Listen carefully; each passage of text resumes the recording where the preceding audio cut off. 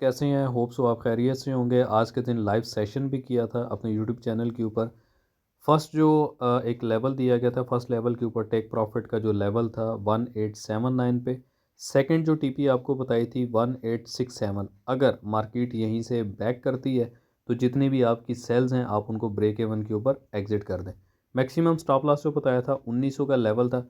Live session देते हुए clearly बता दिया था कि 1900 से आप 1903 अपना एसएल कर लें। 1900 के ऊपर आप अपने सेलिंग पॉइंट ले सकते हैं इजीली। अगेन जो सेकंड पॉइंट था वो 1886 और 1882 का टेक प्रॉफिट का पॉइंट था।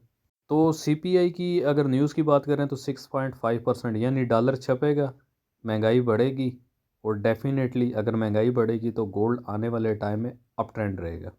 ग्रुप में ही मैंने बता दिया था आज के दिन जितने भी पॉइंट्स थे मैक्सिमम उन पॉइंट्स के ऊपर टेक प्रॉफिट हिट हुआ। देन सेकंड पॉइंट बताए